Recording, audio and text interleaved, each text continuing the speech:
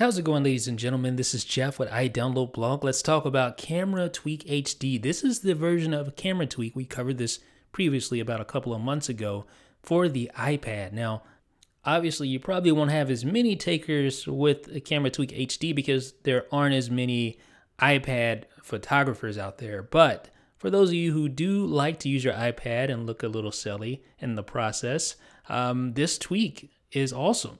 And it may even convince you to start using your iPad more for taking photos. Notice this little zoom functionality here. You can just zoom right in using your thumb. It's very intuitive the way the zoom works there. See, I can just zoom right in like that.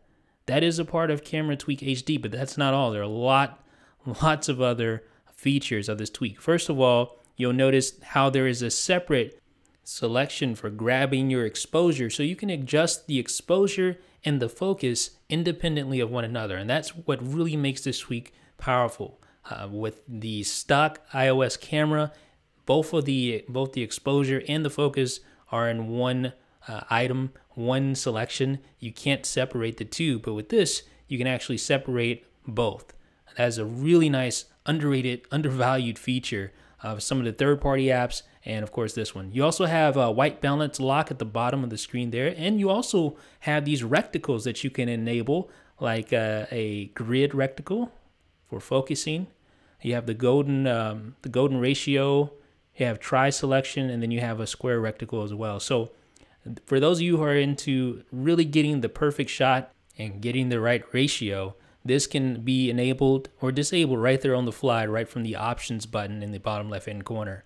Now, of course, like I said, that's not all. This tweak is serious business. If you swipe over or just tap and hold on the shutter button, you get this whole new list of options here, and it includes some very cool items like focus and exposure, time lapse, timer, burst mode, lower resolution, etc. So we're going to go through each one of these. Here is the focus and exposure toggle, so you can switch between the standard focus and exposure or this newfangled one. You also have a time-lapse shot. You can adjust that just by swiping, and then it's perfect for those of you who enjoy taking time-lapse photos. Set it up on a stand and you're good to go. Then you also have the timer, and not only that, you have burst mode. You can set the frames.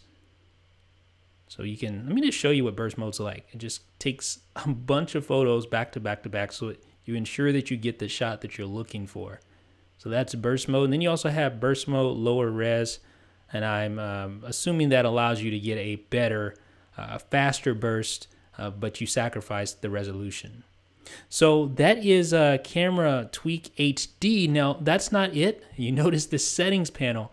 Here you're allowed to adjust both the autofocus and exposure modes for video and photos separately. You have remember settings, display the button explanations, and there's also a button to turn off the limit for the number of photos that you can email out. And last but not least, you have a little diagram showing how to enable the extra features. You can either swipe on the shutter button or tap and hold on the shutter button to get to those extra features. Now, we didn't talk about something important, and that's video mode. Yes, video has its own settings. You can change the resolution if you want to do that. You can change it all the way down to Bluetooth sharing or up to 1080p. Obviously, 1080p is going to result in a lot bigger file, but if you have a lot of space to spare on your iPad, that shouldn't be a problem.